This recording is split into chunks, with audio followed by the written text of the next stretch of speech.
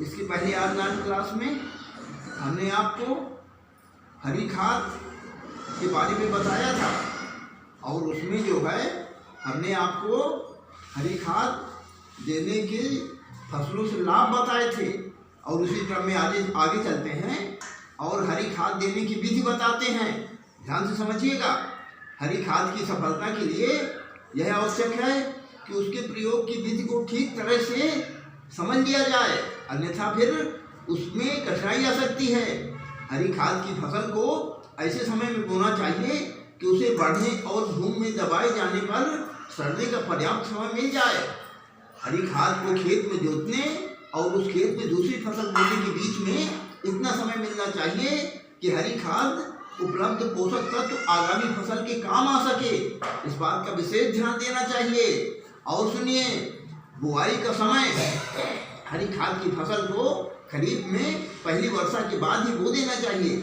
आलू के लिए खाद देने के प्रयोजन से हरी खाद की फसल को जून के प्रारंभ में ही बोना सर्वोत्तम रहता है। सनई का बीज 100 किलोग्राम व ढेंचा 60 किलोग्राम प्रति हेक्टेयर प्रयोग करना चाहिए तथा 50 किलोग्राम फास्फोरस बुआई के समय ही दे देना चाहिए। हरी खाद की फसल को खेत में जोतने का समय हरी खाद की फसल को उस समय जोतना सर्वोत्तम रहता है जबकि उसमें फूल आने को हों और लगभग 7-8 सप्ताह वाली सनई की फसल पलटने के लिए सर्वोत्तम होती है।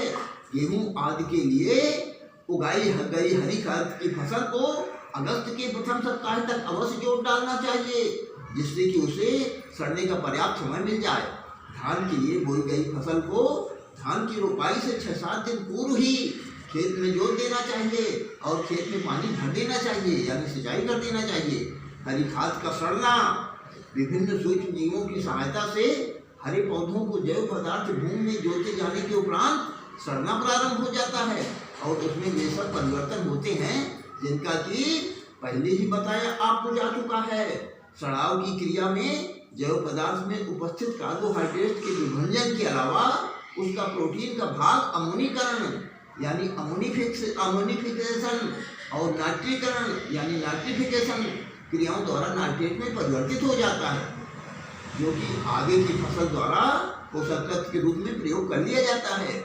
सड़ाव की इस क्रिया के लिए उचित ताप, वायु, नमी, पोषक तत्व और प्रकाश का भूमि में पर्याप्त मात्रा में पहुंचना आवश्यक है। पोषक तत्वों में फास्फोरस की सूक्ष्म जीवों के सुचारू रूप में कार्य करने के लिए विशेष रूप से आवश्यकता होती है। अतः हरी खाद की फसल बोते समय बीज के साथ लगभग 300 किलोग्राम सुपर फास्फेट प्रति हेक्टेयर खेत में डाल देना चाहिए। ऐसा करने पर ही हरी खाद की फसल खूब बढ़ती है और उसकी जड़ें उपस्थित ग्रंथिकाओं के जीवाणु पर्याप्त मात्रा में वायुमंडलीय नाइट्रोजन का भूमि में यौगिकीकरण यानी फिक्सेशन करते हैं। हरी खाद के सड़ाव के लिए भूमि में पर्याप्त नमी होना आवश्यक है। हरी खाद की फसल को खेत में पलटने के 1 महीने के भीतर वर्षा होने पर हरी खाद की सफलता निर्भर करती है। यदि इन दिनों वर्षा न हो तो खेत में सिंचाई अवश्य कर देनी चाहिए। हरी खाद की फसल को भली प्रकार सड़ने के लिए यह भी आवश्यक है कि फसल को किसी मिट्टी पलटने वाले हल से इस प्रकार जोत दिया जाए कि वह भली प्रकार मिट्टी में दब जाए। हल्की भूमि में हरी खाद की फसल को कुछ गहरा जोतने की आवश्यकता होती है। जुताई से पहले फसल में पटेला चलाकर हरी खाद की फसल को गिरा देना चाहिए और जुताई विक्ट्री हल अथवा पंजाब हल से उसी दिशा में करनी चाहिए जिस दिशा में पटेला घुमाया गया है। तो इस प्रकार आपने इसको समझा। अब आप समझिए हरी खाद जोतने के कितने दिन बाद उस खेत में दूसरी फसल बोई जाए, ये भी जान लेना बहुत आवश्यक है। तो इसके लिए आप ये समझें कि हरी खाद की फसल जोतने के कितने दिन बाद बोया जाए, उस खेत में अगली फसल की बुआई की जाए, क्योंकि फसलों की बुआई का समय निश्चित है। अतः यह कहना और भी अधिक ठीक होगा कि फसल बोने के कितने दिन पूर्व हरी खाद की फसल को खेत में जोता जाए। तो इस प्रकार से आप ये समझें कि लगभग 6 से 8 सप्ताह का समय हरी खाद की सड़ने गलने के लिए आवश्यक होता है। हरी खाद को पलटने के बाद अगली फसल बोने के बीच 2 माह का अंतराल उपयुक्त माना गया है। सामान्यतः गेहूं इत्यादि रबी की फसलों के लिए हरी खाद की फसल को सितंबर के पहले सप्ताह तक अवश्य जोत देना चाहिए। धान की फसल के लिए दी जाने वाली हरी खाद की फसल को धान की रोपाई यानी ट्रांसप्लांटिंग के 6 से 8 दिन पूर्व जोत देना चाहिए। ध्यान इस बात का रखना चाहिए कि खेत में पानी भरा रहने के कारण हरी खाद की फसल शीघ्र ही सड़ जाती है और उसके द्वारा छोटे गए पोषक तत्व धान की फसल के शीघ्र ही काम आ जाते हैं। धान की फसल में रोपाई के समय सुपर फास्फेट डाल देने से विशेष लाभ होता है।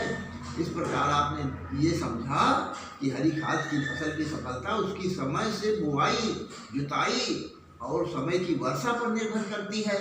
यदि फसल की बुआई के समय भूमि में हरी खाद द्वारा उपलब्ध नाइट्रेट इत्यादि पोषक तत्व तैयार हैं तो हरी खाद का उद्देश्य पूरा हो जाता है। अब आप ये समझें कि जब इसकी हरी खाद के प्रयोग की समीक्षा की गई तो क्या निष्कर्ष सामने आया, इसको भी समझ लेना आवश्यक है। हरी खाद इतनी उपयोगी है परंतु फिर भी किसान इसका प्रयोग दिन प्रतिदिन कम करते जा रहे हैं। इसका मुख्य कारण यह है कि आज कृषि ने व्यापारिक रूप ले लिया है। किसान वर्ष में एक खेत में अधिक से अधिक फसलें उगाना चाहता है और अधिक से अधिक लाभ प्राप्त करना चाहता है। वह अपने खेत में एक मौसम में हरी खाद की फसल उगाकर उसके बदले में समझ लीजिए कि अगली फसल या अन्य उपयोगी फसल को नहीं खोना चाहता। आज देश में उर्वरक पर्याप्त मात्रा में उपलब्ध हैं, इसीलिए हरी खाद का प्रचलन दिन प्रतिदिन घटता जा रहा है। अब आप जो है इसके लिए प्रश्न लिख लीजिए और उसका उत्तर लिख के भेजिए। लेकिन एक बात समझ लीजिए, हमारी लेटेस्ट वीडियो को प्राप्त करने के लिए आपको हमारे चैनल को सब्सक्राइब करना होगा ताकि लेटेस्ट वीडियो जल्दी से जल्दी आपको प्राप्त हो जाए। अन्यथा जब टर्न आएगा तभी तो आपको ये मिल सकेगा। तो प्रश्न लिखिए आप। प्रश्न नंबर 1, हरी खाद देने की विधि लिखिए। प्रश्न नंबर 2 लिखिए, हरी खाद जोतने की कितने दिन बाद उस खेत में दूसरी फसल बोई जाए, तथा साथ में यह भी लिखिए कि आधुनिक कृषि में हरी खाद के प्रयोग की समीक्षा लिखिए। धन्यवाद।